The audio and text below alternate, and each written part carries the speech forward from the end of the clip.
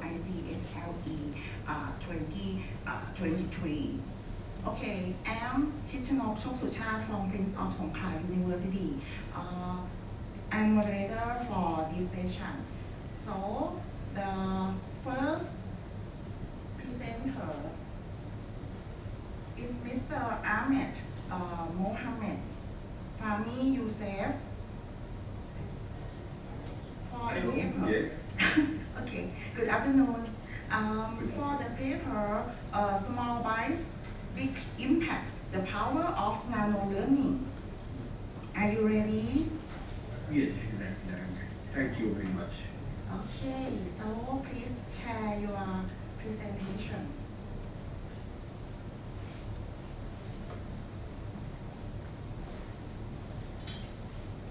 Thank you very much for your interesting conference and this invitation to present this paper. This paper, Small Bites, Big Impact, is the power of nano learning. The motivation of this paper is based on some of the fast and rapid society nowadays. So every single pieces of the world is very rapid and very fast. Most of our students are faced huge activities and people nowadays are very stuck with their time. So the power of nano learning is a new concept in the after COVID-19 exactly. They are come out with some knowledge management, informal learning, performance management, and knowledge verifications. Nano learning are not a new concept in these days, but is advancing of the micro learning. So we try to, in this paper, to see some new directions and try to answer some new questions regarding the concept of nano learning, to face some advantages or challenges or what is new. This is we formulated 4 research questions. What are exactly the differences between micro learning and nano learning? What are the characteristics of nano learning? And how can teacher ensure the quality of nano learning material in their classrooms? What are the best practice of designing effective nano learning activities? And the results are come out with some new and interesting points of view, and this we are end with a conclusion of the nano learning framework. This is our interesting results. So I will start with the methodology. So the research method of our paper, due to the fast and rapid publications in the last 2 years about nano learning and small learning, micro learning, macro learning. So we selected the rapid review method. It is starting with the designing of the review, then search for the concepts and screening, and do some coding with our colleagues, and the knowledge production and writing our paper. So we focus on the nano learning keywords, micro learning, and the design of learning, the best practice, how is the tools are developed or analyzed in this case. So we come with some interesting outcomes. For example, what is the differences between micro learning and nano learning? In fact, the two concepts is very close and related to each other. But it is some features are differences. So if we think about the focus of nano learning is a direct piece of information, more specific, in a shorter time, around 30 seconds to 2 minutes maximum. It is focused to deliver a small piece of learning activities dealing with only one idea. What is the format? It is like short videos, visual images, infographic. The audience is a professionals in the development. They are employees and they need some hints about something they are working. They are stuck with time. They have no time to learn more deeply in something, and then they need this information only. So they go to the short videos or something like fast and rapid information, so they can get what they need. It is actually self-directed learning.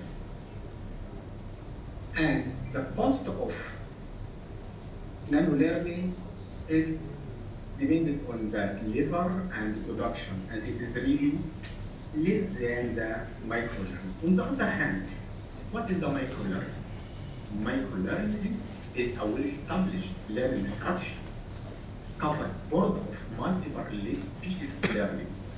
The videos is starting from 2 to 15 minutes and use introduction of the concept, improving skills, and go to the instructional design model using actually the short videos, visual images, and infographic like the nano learning, but here is more deep and take longer time for learning. If we look at the nano learning, I can learn some new concept in 1 day or 1 hour. I can finish the information I need. But in the micro learning, it takes some more time. So I will learn in deeps, like in MOOCs, for example. So I need at least 1 month to have the quality of learning and how to be ensure I got the real concept of information. For the collaboration in the micro learning, the collaboration with peers and instructor is we have the time to do this. But in language learning is very limited. So just take this information and go and do your practice. Exactly, the micro learning is need more cost for production and delivering of the learning units. Now go to the next questions. What are the characteristics of nano learning? Is the nano learning have some special characteristics? So we go to the some points or some properties of nano learning, and based on our research review, we found some key characteristics of nano learning. For example, the content is international. So if you try to publish a nano learning pieces online, it should be more specific, usually range from seconds to maximum 3 minutes or maximum at all 6 minutes. So we can deliver it in a flexible way for many devices. For example, social media or tablets, smartphones. So we should ensure it will work on this. So for example, many of social media now provide channels or pages or some special rules to deliver nano learning. Is focused. So the module is focused on some single topic or concept, allow the learners to quickly grasp their information. and they try to apply it in the world. For example, if some students need to work with programming and they have a problem or an issue for coding something, in this case, they need to fast information or on time feedback. So they go to the internet, search for something of how to do something. They like to engage with nano learning. Also, the quizzes is just using applications or something enjoyable to the audiences. Personalization and adaptation. So, the characteristics of nano learning it reflect the personalized learning and try to meet the individual's needs and allow them to progress their own knowledge on their own pace and focus. So we try to personalize the learning experiences using the nano learning. Now, if we move to the next questions, how can teachers ensure the quality of nano learning? Now in the market, there are so many pieces of nano learning. We have billions of short videos dealing with some learning concepts.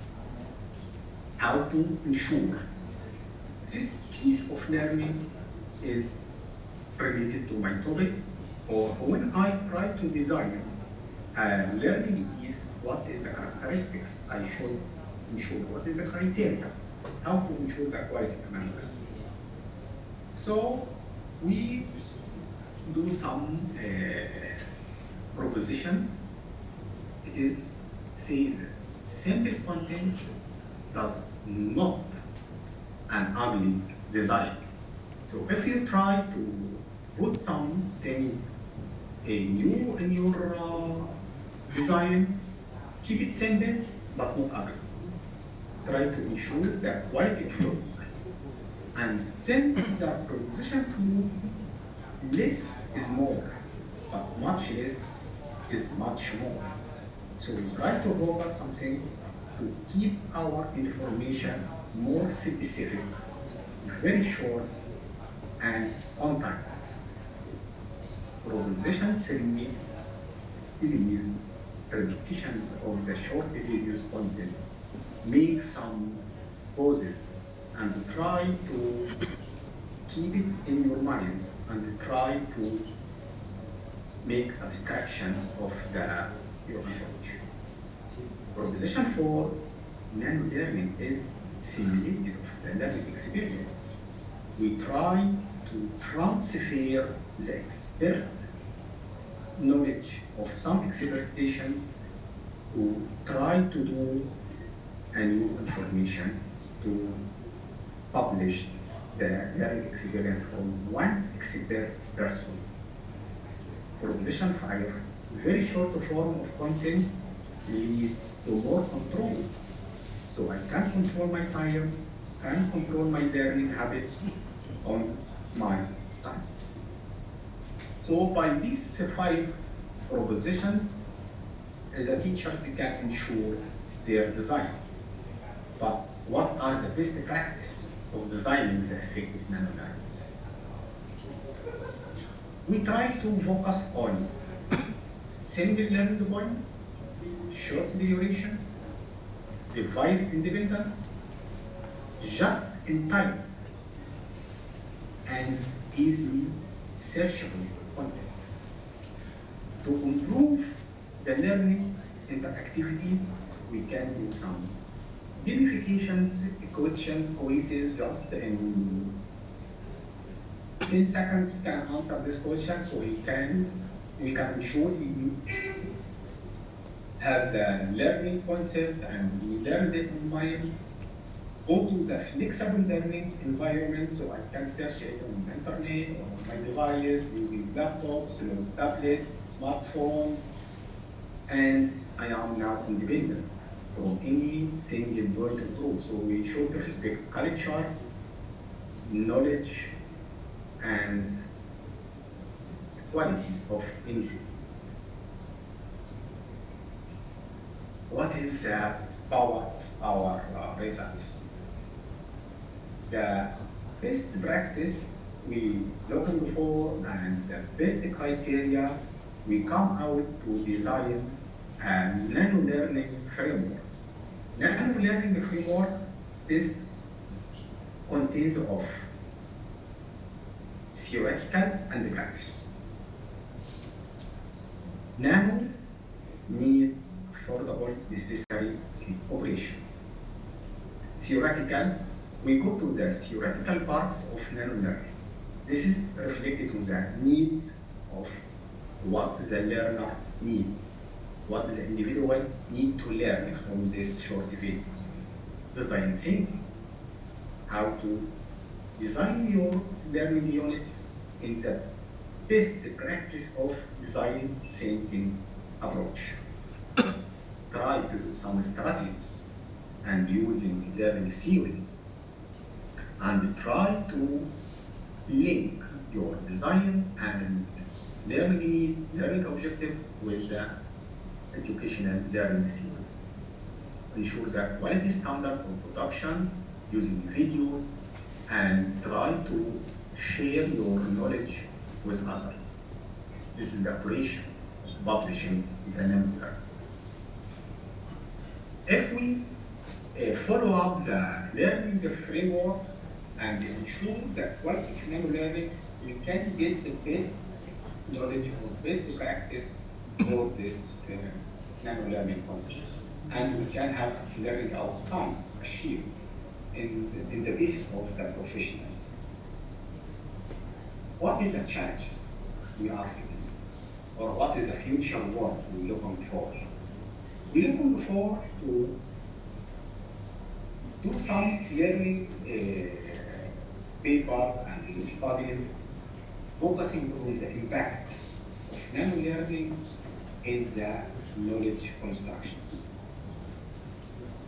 In fact, if we focus only on nano-learning as the main channel for learning, we miss a lot of information because this is abstract information and we need some topics to more deeply.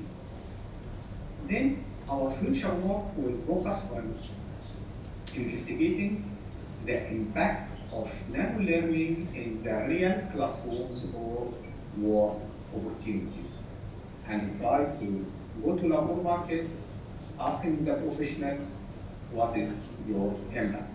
So this is our future work, and now I can say thank you, shukran, merci,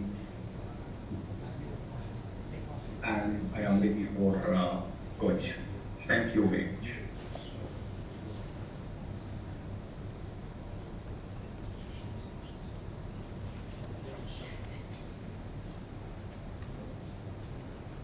Okay, anyone has question?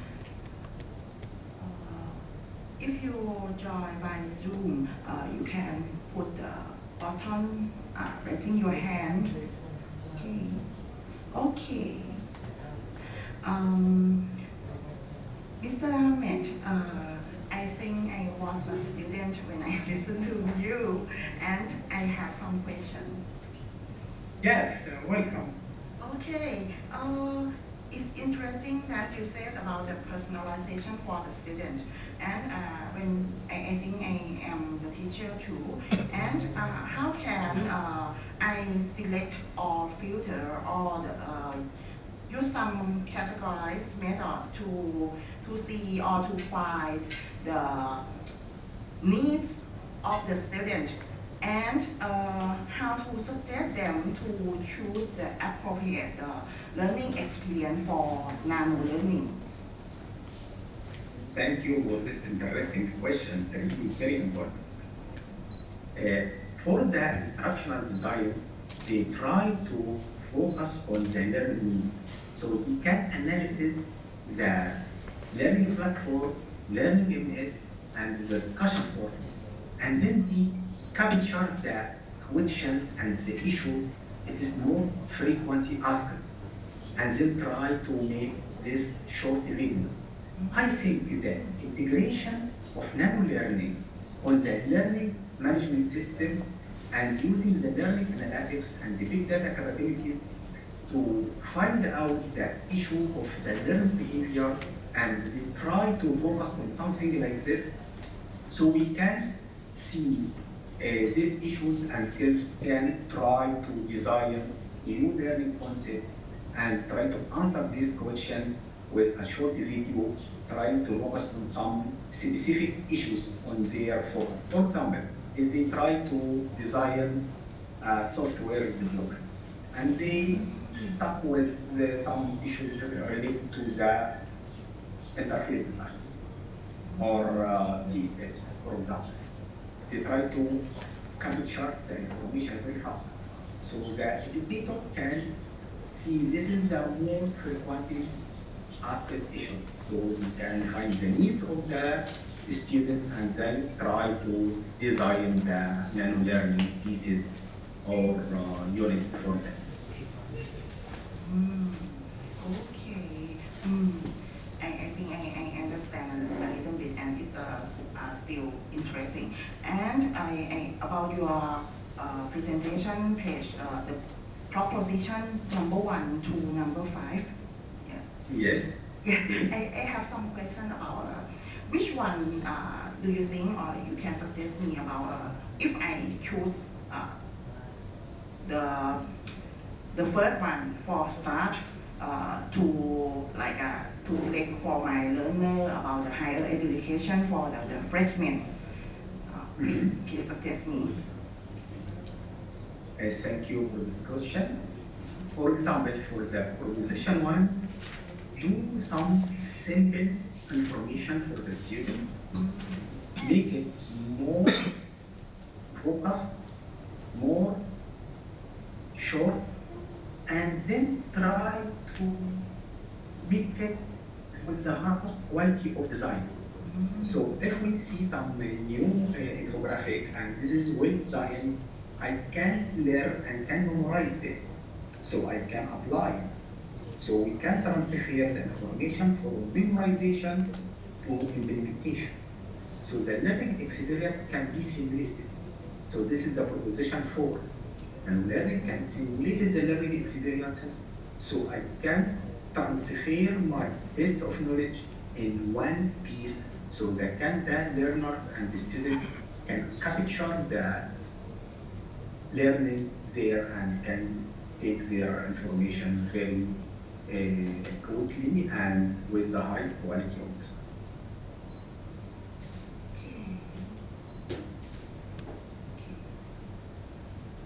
Thank you very much. Anyone has question or Mr. Ahmed? So, okay, it's time. Okay, thank you very much, Mr. Ahmed, for the first presentation. Okay, thank you so much. Thank you very much. Thank you. Okay, it's time for the paper number 12. Mr. Eric Fernando.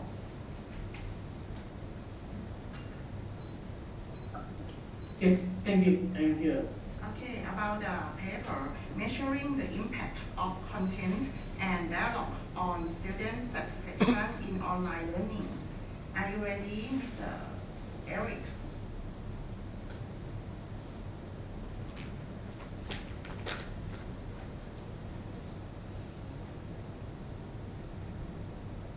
Yes. You can share your screen. Okay.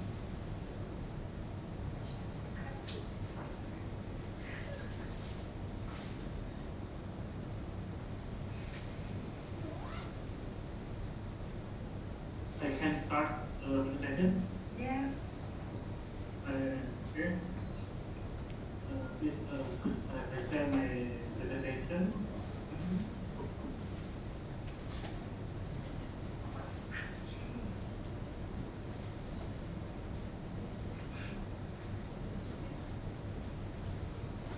Okay.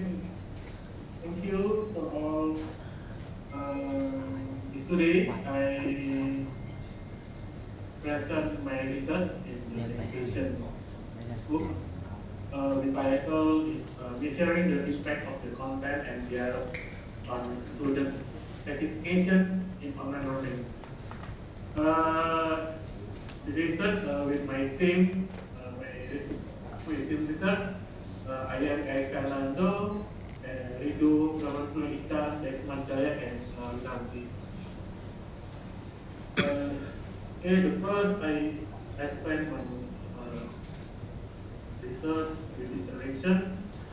At this time, the learning is become the phenomenon during the COVID-19 pandemic situation.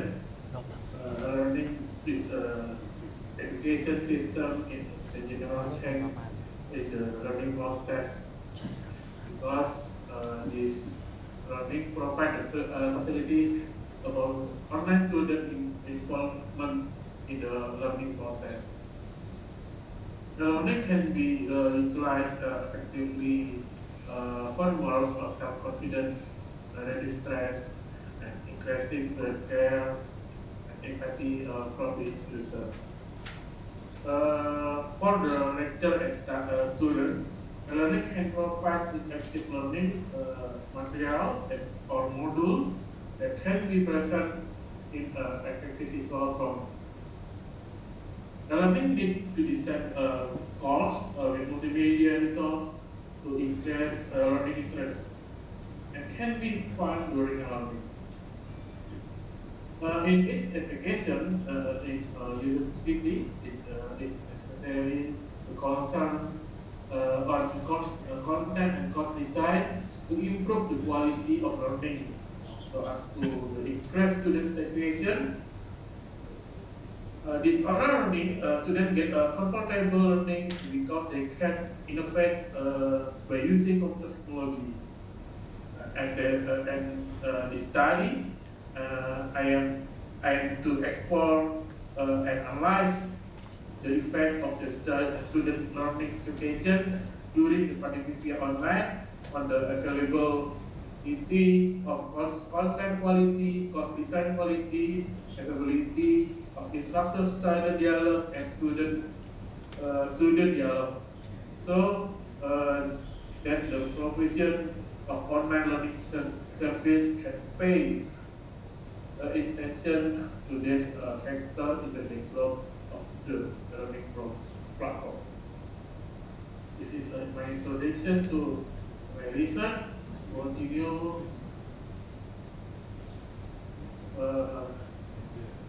with the theory and the hypothesis to measure the variable.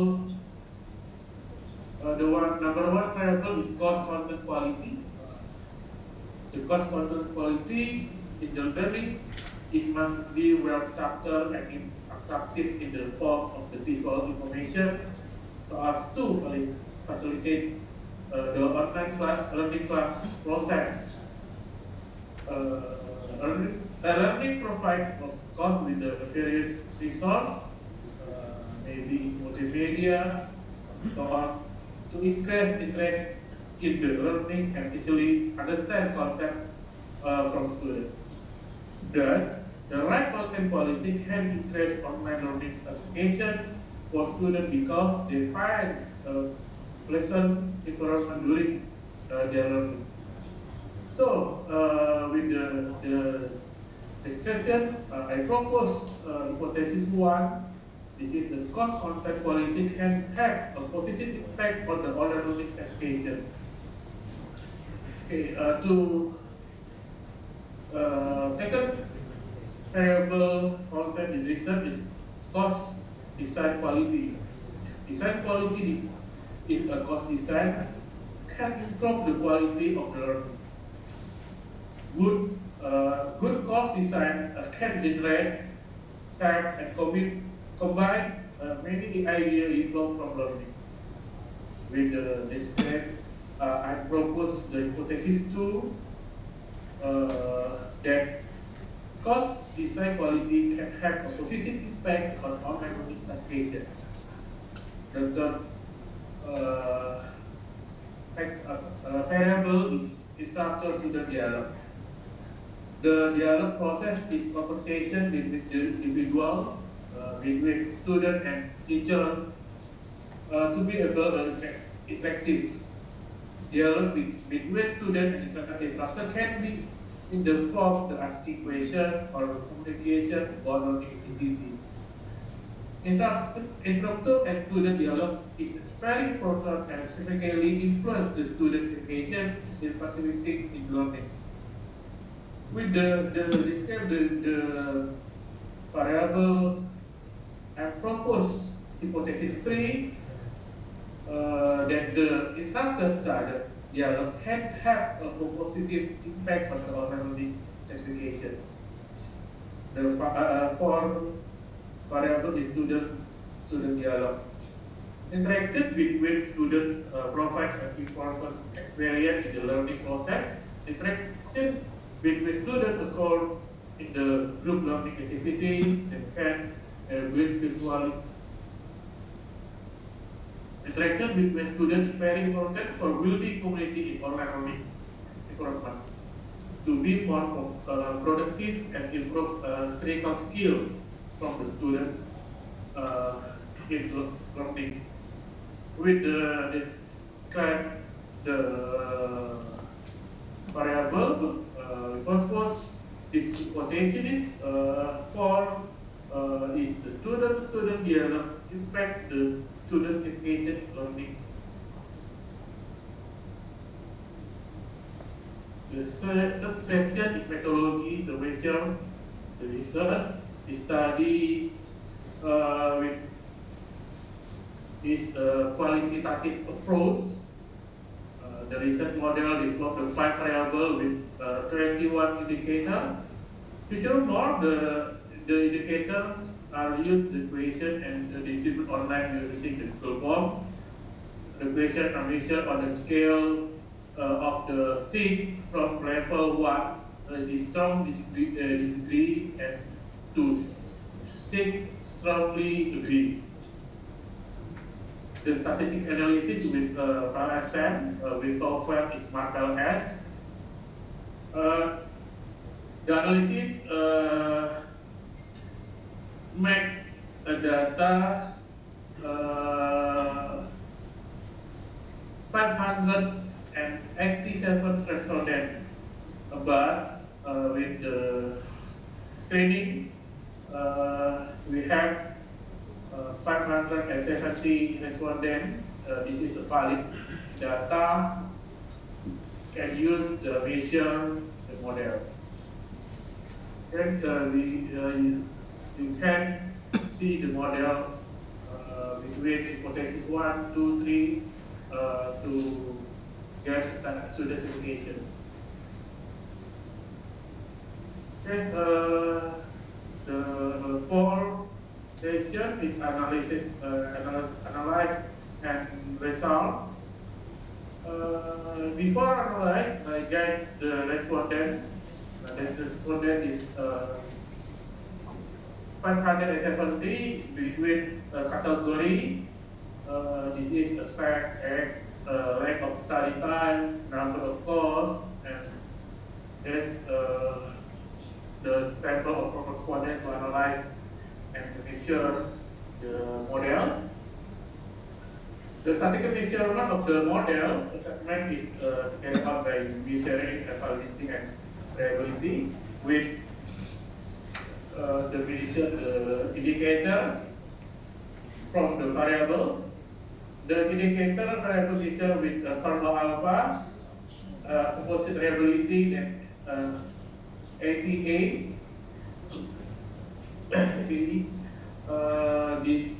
This table can you see the indicator is valid and variable to measure about the measurement. Okay. The measurement actually continues the model fit measurement to the fit model was measured to analyze the model proposed study. This is for model can be seen from R square value. R square value can predict the effect of model developed to see students' certification in online learning. The result, the analysis, so the L square is 0.467. The indicated the influence of the east of this factor is 64.67%. This is can you see the picture behind the visual. Okay, this is hypothesis test result. With the result from hypothesis, can you see it with the p value? What is can result have the one hypothesis is not support in the model. This is a course design quality to student certification.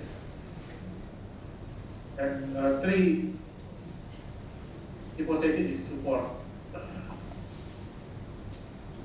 Okay, the conclusion of my research is the result of successfully research show the certification student in the online learning process using learning. The factor is discussed from the literature study from the previous research. So a research model with the building process of the course design quality, course content quality, disaster student dialogue, and student dialogue, and student certification factor. The developed model is for hypothesis. We produce the three accept hypothesis and one reject hypothesis. Factor that where student certification is online learning are disaster and student dialogue and course content quality. Because student learning outcomes are held in learning, the quality of content is called affect the success of online learning with right material. And course website can provide easy access to course material. So the more study build the result of learning, the student will take the initiative to start.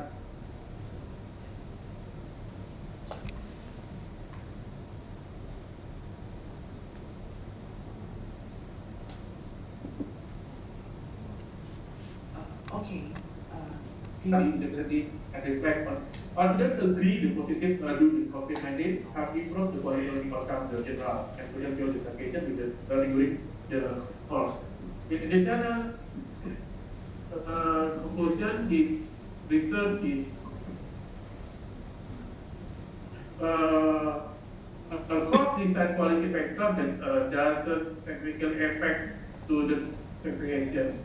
The meaning, the relationship is students do not feel the student profile by a good content design because they focus on adjusting learning so that they can only get the core learning material. Okay, thank you to opportunity to present my research with the question from me. Thank you, Mr. Eric, and sorry for interrupting you last time because I think that you finished, but the signal is not very good. Okay, thank you for your presentation. Anyone has the question? Okay.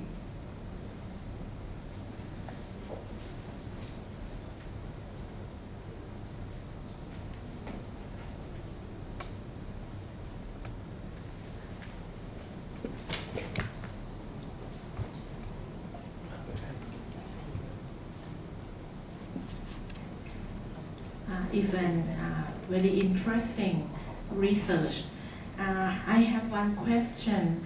I'm very interested in how you design and measure student learning satisfaction, because in the earlier your introduction you mentioned about that e-learning facilitates self-confidence, reducing stress and increasing care and empathy from its user. So I have a question that when you measure student learning satisfaction in your item that you measure, did you cover any about self-confidence, stress, and empathy?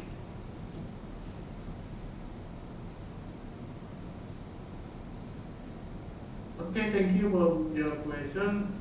Yes, and this step in my question to student with the question with the empathy is do something learning online learning situation in academic. In the question I have.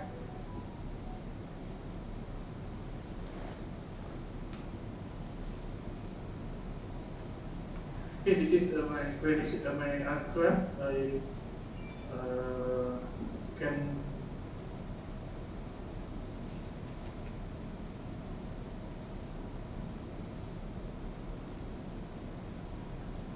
No?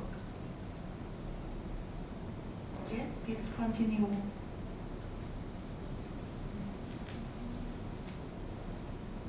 No, I finished to answer your question. Do you have any question? One more question about your result. You found that content design not supported student satisfaction. How you discuss this topic that is your research finding? Okay. I'm sorry, you can repeat to talk the question. Okay. The question is your result.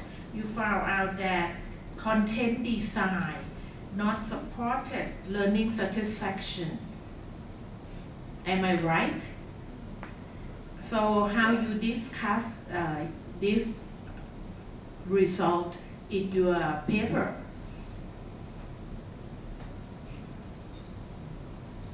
Okay, the content is not important because the student is important to develop and instructor a student to get the material in the learning.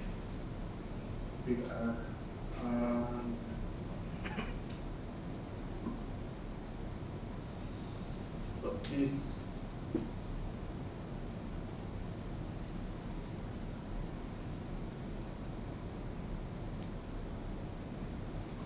Excuse me. I think to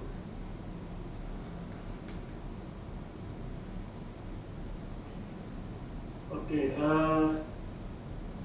I mean the my vision to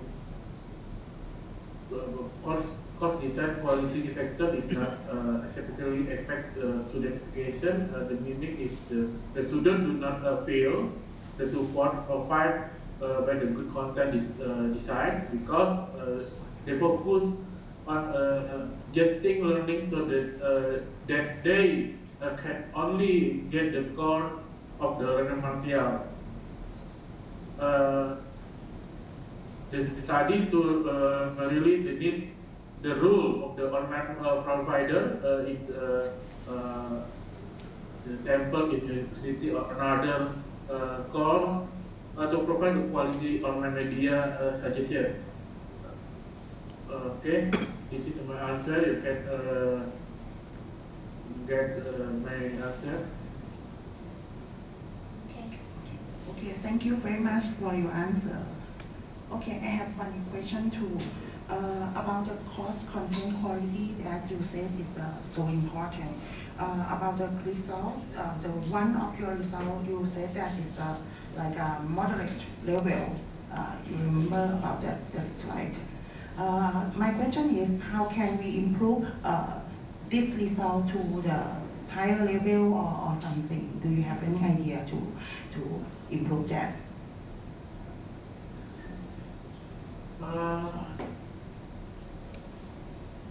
I think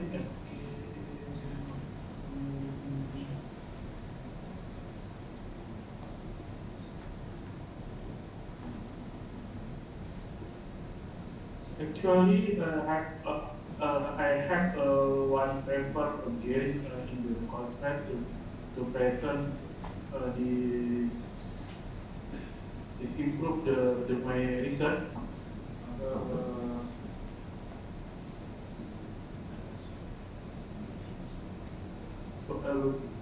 This factor we can add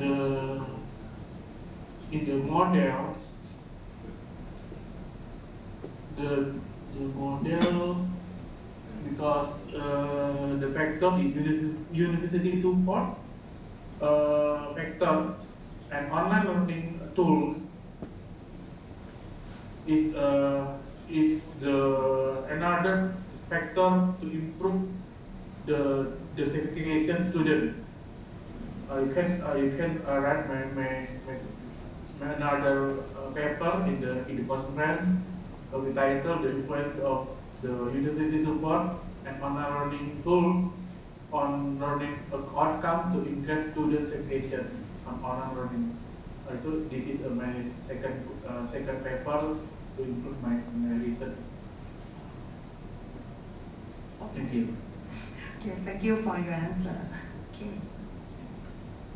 So anyone has question for Mr. Eric Weber?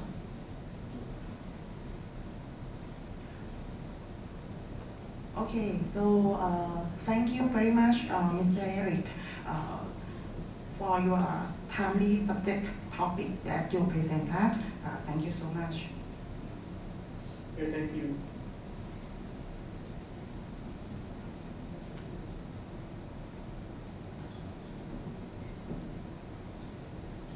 Okay, so for the next paper, let me introduce Ms. Anita Maharani and Ms. Delvi Tamara. Okay, it's nice to meet you and very grateful that you're here today. For this paper, it's a very interesting subject about the factor influencing the effectiveness of learning, of online learning in relation to corporate performance. Okay, do you want to present? Oh, okay. Okay, thank you very much.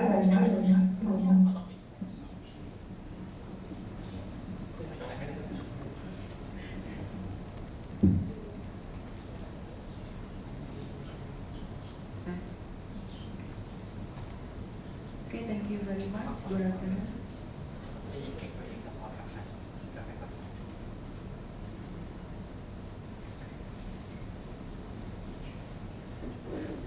Good afternoon, everyone.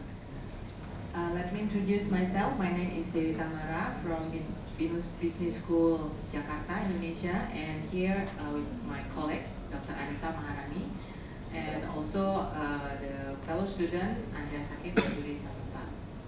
Today, I would like to present our paper with title Factors Influencing the Effectiveness of Online Learning in Relation to Corporate Performance.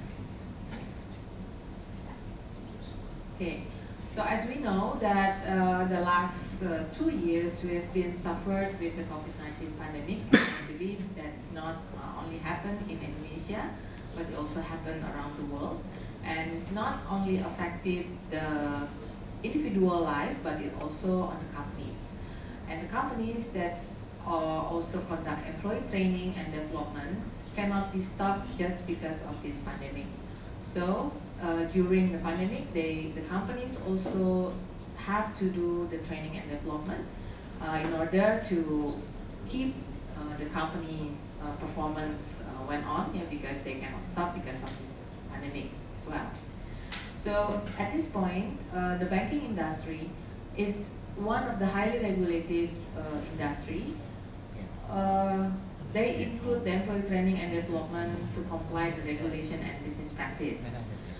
And because of that, this study has the objective to examine the relation between variables such as perceived training opportunities or PTO, perceived investment in employee development or PID, the technology readiness or TR, the training environment or TE, the corporate performance or CP, and the employee self-efficacy. We use the study of the quantitative approach, which is the survey, online survey with the 5-point Likert scale, and the population of the employee of the banking companies in Jakarta. And this study is held on May last year to July and obtained 102 respondents. And we have revealed the result of the one hypothesis accepted. Yeah. Okay. The reason why we do this research, because we are interested in the PID approach, where the perceived investment of employee development, which is it's applied on this banking industry, because they always see whether this investment will affect it into the corporate performance, and if it is, how it will impact to the corporate performance. According to MIU 2020 and also Hidayat et al. 2021, the online training in banking industry improves its self-efficacy and also reduce the employee turnover. However, Mikolazik on 2021 also stated that the work from home situation will experience a lower employee engagement and also increase wariness.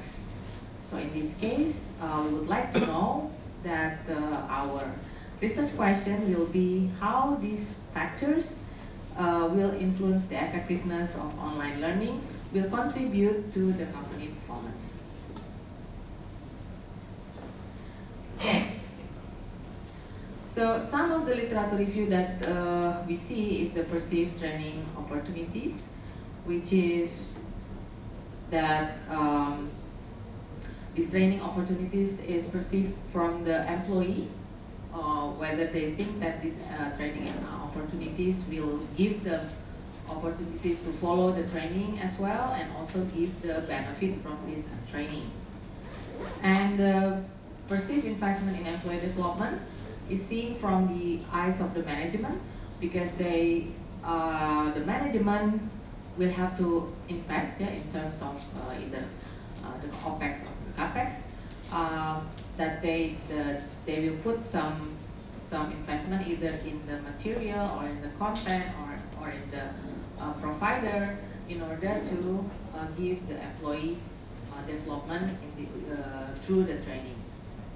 The technology readiness is the subject or the variable that we see should be able, from the eyes of the company, that they provide technology to make this training happen, especially during the COVID, where the people should stay from home and work from home. The training environment itself covers the material, the content, and also the delivery, and also the duration of the training itself, and also how the quality of the content is managed through the pre-test, post-test, and also maybe some projects that should be finished by the employee. The self-efficacy, we say that we will mediate the online training effectiveness, and for the dependent, we put the corporate performance, as we know that we would like to see whether these factors will effectively to the corporate performance. So these are the hypotheses that we developed. We have 5 hypotheses with the mediation of self-efficacy, and from the hypothesis 1, that we see that perceived training opportunities will affect the corporate performance significantly, and the hypothesis 2, perceived investment in employee development will also affect the corporate performance. The technology readiness on online training also will affect the corporate performance. The training environment will affect the corporate performance, and the self-efficacy mediates for these PTO, the PID, the TR, and the training environment through the self-efficacy that will affect the corporate performance. So like I explained previously, the population is banking employee in Jakarta area, and we use the systematic random sampling using the employee for this banking, and we have the final sampling of 102 respondents. The following explanation will be continued with my colleague Dr. Anita Maharani. So thank you, Ibu Dewi. So as a result, probably this is what we can share to all of the audience today. So we have 102 respondents. Probably some of you would questions us why you have so limited respondents. In fact, that we mentioned in the earlier slide that we would like to explore this fact from banking companies. Well, this is an ongoing research, but then we're still working hard to find the ideas to prove the hypothesis. But anyway, for the time being, what we found is that the 102 respondents that are already included in our research, the composition is just like what we can find here in the table. So more or less, this research will reflect respondents that most likely come from age 31 to 50. And also they are in the positions between senior officer to associate, from associate officer to senior officer. So there are those employees who probably will have more development program from the company. And most of them, from the 102 respondents, are those who have just received this kind of development. As you can see here, more than 1 month ago, it's around 41. So probably we have to make it clear that this is basically 1 month ago based on our research. So this is before 2023, so it's around December. Okay, then this is the result more or less. This is what we found from the data analysis. We use probably a common tools to analyze the data that we collected, and we can see that the quality of our data is sufficient for us to make decisions about whether our hypothesis is supported or not. And from what we found is that from 5 hypotheses that we proposed in the beginning, 4 of it was rejected, only 1. But what we can share here is that, to be honest, for universities, for education sectors, probably self-efficacy, that training environment, and also training technology readiness, probably will make an influence to performance, whether it is organizational performance or like performance in general.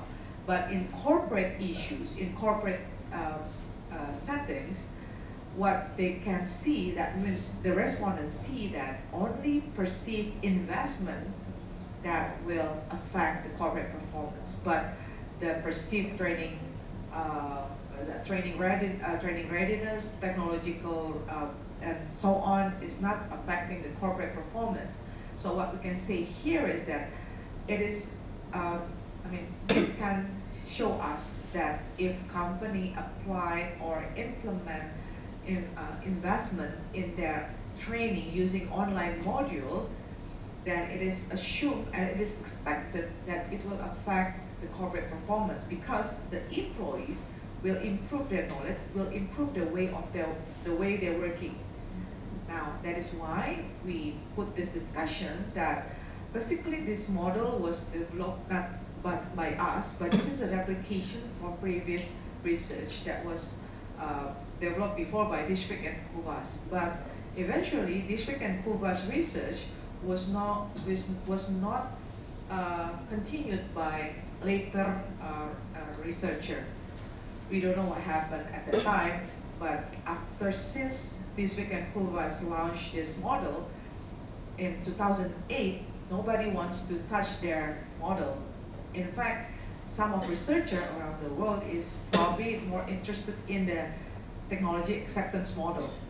But District and Kuvas already proposed a nice, informed model that you should see that this is no longer about accepting the model or accepting the technology, not just accepting the technology, but also will that affecting your company's performance or will that affecting your organization where you're applying this kind of method of online learning. That this is actually trying to confirm their research, but however, our finding does not correspond with their model because they propose that 5 hypotheses, but in our case, only 1 hypothesis that is matched. The one that stated that the perceived investment will affect the corporate performance. Okay, so in this research, we also see that probably in the future, another researcher could emphasize more on what are the factors in the perceived investment, employee development that will affect the corporate performance. In a sense that we are here now still looking for the perceptions of the respondents in regards to the perceived investment, but the factors that affecting that perceived is not yet being explored. So more or less this is what we can say in our paper. This is a short paper, but as a conclusion, the study aims to examine the relationship between variables such as perceived training opportunities, perceived investment in employee development, technology readiness, and so on. But then we found that the greater scale of online training that is pushed forward has a positive effect on corporate performance. That would be the EIED. And this finding is seen in line with previous study, but with much smaller case of online training in its infancy. So we believe that regarding the rapid advancement of information technology, all of these years, online learning may have become viable to be implemented on a larger scale for corporate or for industry, because it will affect the corporate performance in general. Thank you very much, and probably we can give this back to the moderator. Thank you very much, Ms. Anita. Anyone has a question for Ms. Anita and Ms. Terry? Okay, please. Professor.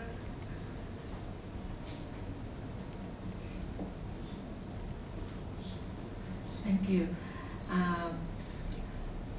This is not academic question, but is elaborate from your finding. Can you estimate how much of the investment for the banking company for per year or per employee? Can you estimate? Because your finding point that the perceived investment in employee development is accepted, the hypothesis, right? Can you tell Thai people a little bit? Thank you, Professor. It's a very good question. Thank you very much. It's really academic because this actually, highlights how did we measure that variable. Anyway, in this term about the perceived investment, we didn't ask how much it is, but we choose the bank that included in this research. So probably probably the bank is not familiar in Thailand, but this is one of the banks in Indonesia where they put investment a lot in trainings in a year. they have so many programs that pursue for excellence in their employees, where they also put not a pressure but give they open the employees, they give the opportunity for employees to increase their knowledge through further study, not just training. So they invest a lot on their people, and this is probably one of the biggest banks in Indonesia, where this is probably quite limited. Professor, if you'd like to compare to Bangkok, for instance, or throughout the Asia, probably in this kind of research we can highlight something to another researcher. Why not we collaborate to see whether it is in fact proven. I mean, this model that was proposed before by District and Kubas is proven. Yes, it is true that this variable is affecting the corporate performance. So that if corporations would like to invest a lot on their online training, they have to make sure not just the learning management system, but the fact that the employees must aware that the investment that the corporate already spent is nothing more than to increase the corporate performance. That's the thing that we can share to Professor. Okay, thank you very much. I cannot share the number of the investment for Thai banking because I'm not working in the bank, but it's quite interesting because it can elaborate your research finding. Thank you. Thank you, Professor. And if it's okay, if you have research that probably similar with this, and if we can help you to collaborate, probably if I may and Budewi may reach you in another time, Okay. if I can have your number or email. Thank you. Thank you very much, Yes, Professor. sure.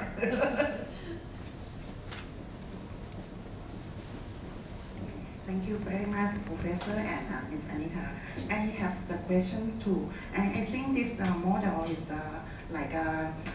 very interesting for me because I have the newbie, the student just graduate from the university. So I think that how can I apply this question to these students? For example, we teach them about the technology.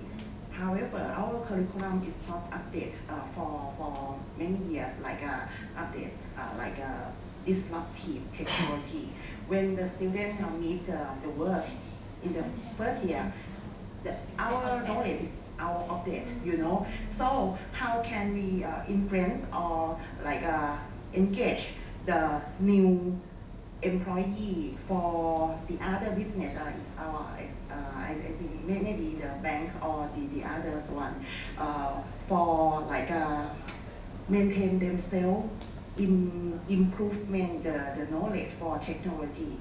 So I think how frequently use this model, or that the result of this study 1 month for yes, cross training, and how frequent that I suggest to our student. Okay. So probably for the collections. Okay. Probably for the data collection, we collect it only for several months. It's a one-shot case study, so it cannot be generalized throughout the years. But however, if I may respond to your questions about how to kind of elaborate these findings to your students, probably what we can see, or probably what we can suggest is that if you can make sort of like an experiment from before they have this kind of intervention, the training or the learning online, and then during they get the online training, and then after they get the learning from the online training, and then after months or probably several months after they get the learning from the online training, that can give you sort of like an insight. Is there any changes? At least they have more improvement in their knowledge. But probably if you like to implement kind of model, probably you would like, probably it is best for you to see the Kirkpatrick levels of learning Kirkpatrick, because I know that there's a model, there's a what is that? Kirkpatrick learning model, yeah, training levels of training. So first people will just learn, and then they will have some time to observe it, and then they can implement it. But we cannot expect them to do it instantly. So it's just like us. After we meet today, it doesn't mean that we are going to be the specialist in online training, but at least we have the knowledge, and then probably if we have that interest and then we'd like to explore it more, then it can help us grow our knowledge to become a specialist one day. So it's just a process, but in terms of that process, we can measure it all the time. Okay, thank you very much. You're So welcome. I think about the lifelong learning that we just like to focus really to. Okay, thank you so much. Anyone have the questions for this research? Okay. So thank you all of you. About the next paper number 53, Mr. Thiam Yot, I pronounce this correctly or not? Okay, maybe we can we can wait for him. Okay.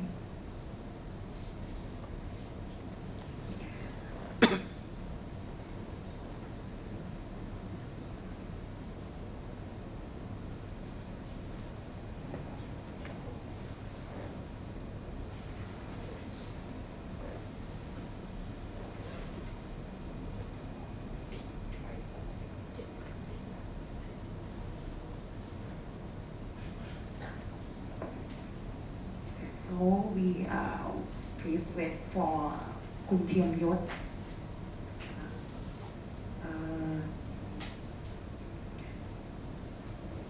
This report showed us him online from Zoom.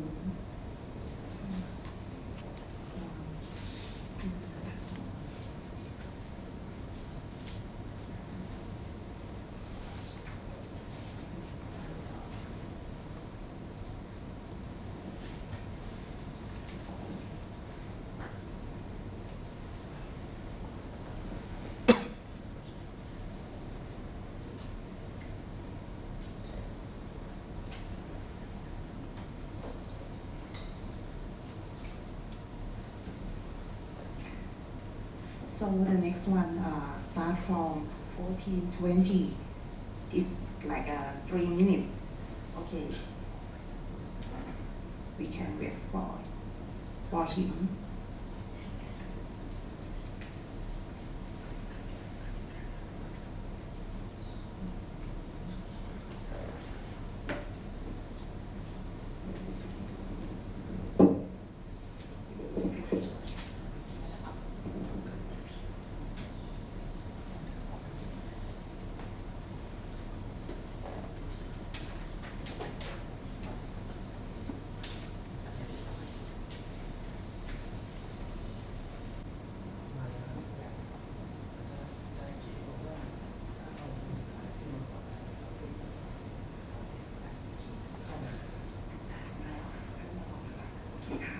So let me Miss Kapila, are you ready for this session? I would like to request you to present. Yes, madam. So shall I go ahead and present? Okay. Now moving along to the next paper, paper number 42, Readiness to Expand Smart Learning via e-portfolio perception of teachers and students in a higher education institute. So the presenter is Mr. Kapila Vichayarat Okay, please. So shall I start, ma'am? Okay, please start your presentation if you're ready. Thank you. So hi, good evening, everybody. I believe I'm audible to every one of you. I'm Kapila Vijayaratna, representing the Staff Development Center at the University of Peradeniya, Sri Lanka. As you can see, we are a multidisciplinary team from science, agriculture, engineering, and medicine. And we are going to present a survey-based study on the readiness to expand smart learning through e-portfolio.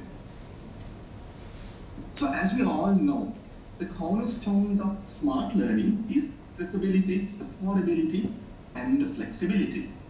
Situational factors which are beyond our control undoubtedly affect the smart learning readiness. But it has been shown that the university lecturers might get over-worried or excessively neurotic on these aspects. So the objective of this study is to gauge the readiness to adapt smart learning with a special emphasis on e-portfolio. We hypothesize, even though the negative effects of situational factors are real, the overemphasis or the stigma placed on such factors by the students and the teachers, probably due to their fixed mindset, is the key hindrance or key resistance factor against the readiness towards smart learning. Or in summary, are we worried about the situational factors than we really should be? So the setting. The study has been done in Sri Lanka. It's a tiny island nation in the South Asia. And in terms of accessibility, the electricity coverage is almost 100%, but the internet coverage is less than 50%. That being said, the affordability has been hardly hit recently. The country is through an economic crisis and has declared bankruptcy. Cost of services has drastically increased, and there is an input ban on smart devices. So therefore, we can consider this as a study under extreme conditions or a test of fire. The sample is from the University of Peradeniya, Sri Lanka, a state-run university offering free education.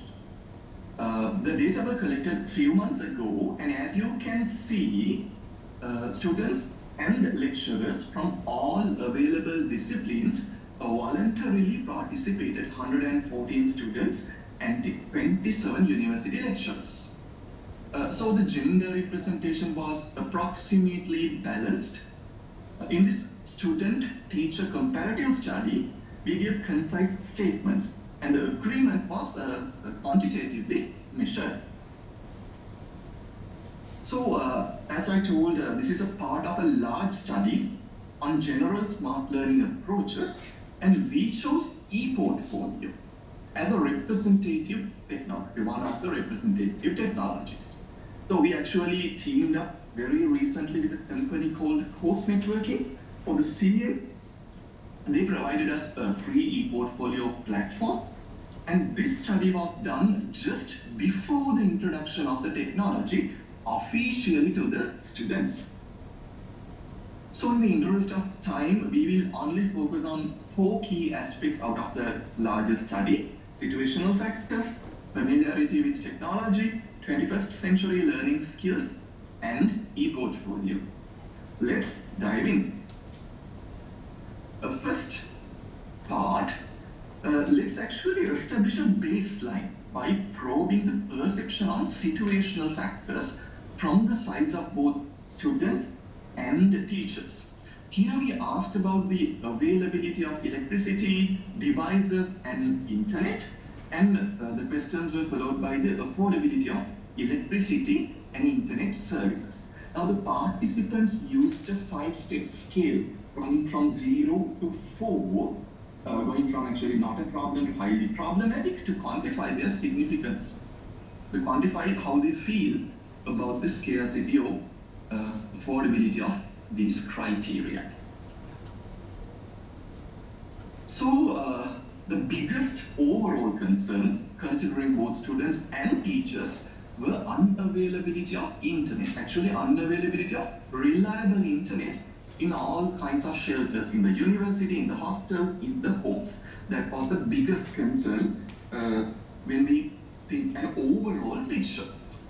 So actually, this is interesting. Contrary to the belief of the university administration and all, students were not very concerned about having common IT facilities, like computer labs with shared computers. Likewise, students were not concerned about that much, but the teachers were concerned. What we believe is, nowadays all the students have phones, computers, tabs, all the devices. What they actually need is better internet, not shared computers. So then, when we only consider teachers, they actually listed service affordability, basically the cost aspect, as the most crucial for the students. They rated it 3.9 out of 4. However, from the students' perspective, this seemed slightly less of a concern than we or the teachers anticipated. So, in all the 7 aspects we probed, the pattern we see is this. Teachers seems to be more worried than how students actually perceive these situational factors. For every single aspect out of 7, this was the pattern. And actually this is in agreement with our hypothesis.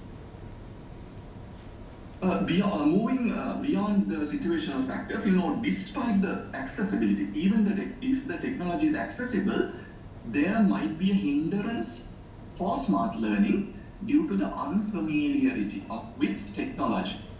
So we presented 8 relevant aspects here: availability concern, lack of skills concern, and balance between being smart and delivering actual subject material, and also active learning, and the struggle with technology from the sides of both teachers and the students, and the general readiness. And you can see it's pretty much scattered data here.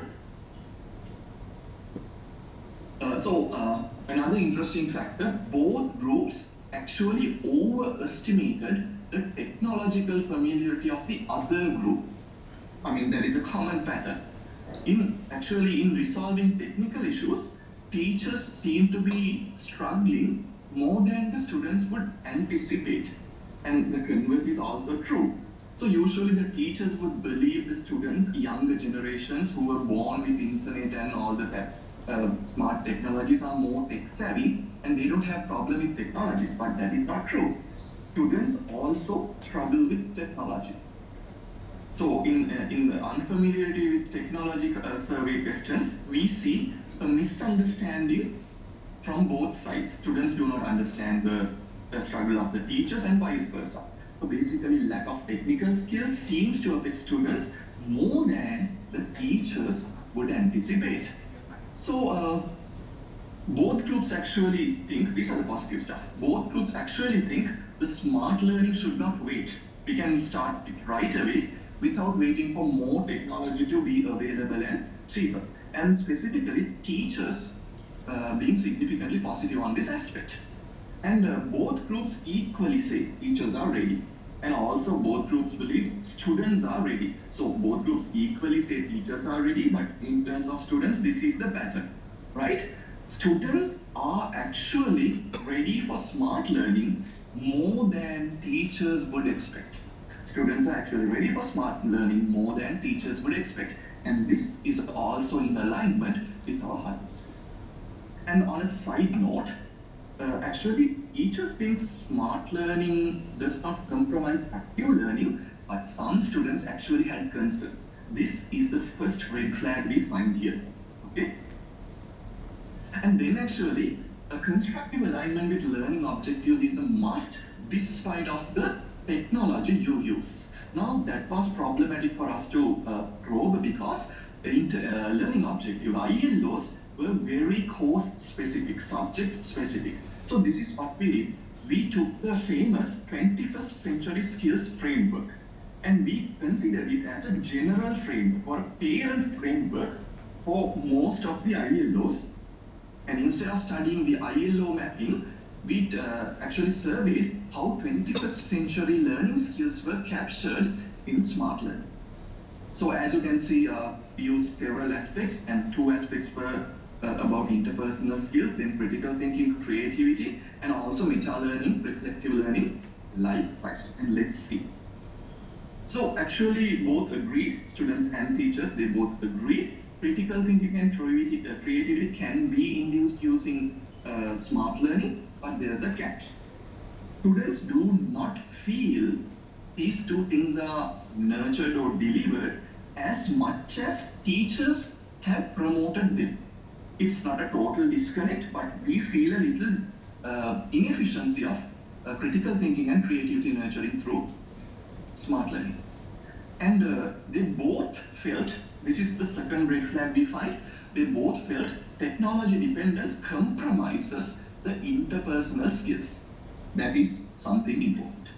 And also they both felt reflective meta-learning can be induced through smart learning, and the general trend is here. Teachers are more positive than students on this aspect as well. So actually the conclusion for this particular part is nurturing of skills does happen. It actually happens through smart learning, but not up to the expected standards or expected levels. Okay? Now these are some more points about self-directed learning, reflective learning, and meta-learning. These are some more statistics that support the same claim. So in terms of e-portfolio, we first started by measuring the exposure of e-portfolio in 6 different levels, being completely unfamiliar and to being either assessed or be an assessor of e-portfolio, 6 levels. And I want to remind you again that this survey was done before we introduced e-portfolio formally to the students. Okay, that is why we have like 73% students saying unfamiliar with e-portfolio. Yes, most students were unfamiliar with e-portfolio, but teachers actually had a higher exposure. And other negative kind of thing is systematic mentoring and assessing of e-portfolio seem to be like generally absent. We did not have any significant strains of systematic mentoring evidence or systematic assessing evidence for e-portfolio. Okay, moving on, we went to probe the general impression, and we asked about some general sentiments on discrimination and cheating, copying, and also 3, self-directed learning, reflective learning, and meta-learning in the specific context of e-portfolio now. Let's see. So yes, this is another red flag. Even though teachers didn't have this feeling much, some students felt this. So e-portfolio and other smart learning techniques, they require technology and you need money for that actually. There's a financial and technical demand, and because of that, there might be a risk of bias. Students actually felt so. And this will lead to diversity, equity, and inclusivity concerns, and this is another red flag we should keep in mind. So when we asked about cheating, increased cheating due to e-portfolio, students were actually neutral and teachers actually opposed this story. But I have a reservation here. These questions were asked only in the context of e-portfolio. E-portfolio anyways require higher order information synthesis, and this kind of an assignment is difficult to be cheated on. So there's an inherent genuineness in e-portfolio. So this claim students being neutral and teachers opposing it might not be general for all the smart learning technologies, but maybe only for e-portfolio. Okay, we need more study on this. And actually when we talk about higher order learning happening via e-portfolio specifically, both groups are positive. And again, what is the general trend? Teachers are always positive than the students in terms of these higher order learning aspects. Okay, how would a student or even a teacher would decide whether to invest time and energy on e-portfolio or not? Now this is the thing. So there's a theory, expectation value theory, expectancy value theory. According to that, first of all, the students should identify there's a value in any assessment. And then they should know that it is doable. The effort or expectation required to gain that value is reasonable. So basically, in general context, e-portfolio is a high gain, high cost task. So when we go to value aspect, you can see all the groups for their group and for the other groups, they clearly recognize the merits of having an e-portfolio. You can see they all are beyond 1 point something.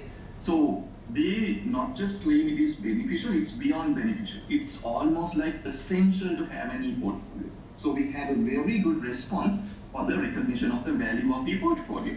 Okay, how about the expectation? Not as much as before, but we can see for the expectation or the cost over benefit, both are saying the energy and time invested on an e-portfolio will be useful, where a student has actually a tiny lead on this one. So all in all, our objective was to gauge or measure the readiness of smart learning of the students and teachers of a Sri Lankan university, and we used e-portfolio as a representative technology. So our hypothesis was repeatedly verified in several places, and because of that we conclude, even though the negative impacts of situational factors on smart learning readiness is undeniable, the real critical hindrance is the overemphasis or the stigma from the side of the teacher. We also conclude that both students and teachers embrace e-portfolio. And finally, despite the darkest times of its history, both students and teachers in Sri Lanka are ready for smart learning. Before I wind up, here are some avenues for further research. Smart learning has shown some weaknesses in the interpersonal skills domain. We need to find a way to improve that one. And also, how to promote diversity, equity, and inclusion, specifically in the cases where like smart learning, where the technology dependence is prominent. And also in terms of the e-portfolio, there's a lot of room for development in the areas of mentoring and assessment related studies. So here are our references, and thank you for tuning in. If you have any questions, I'm ready to answer. Thank you.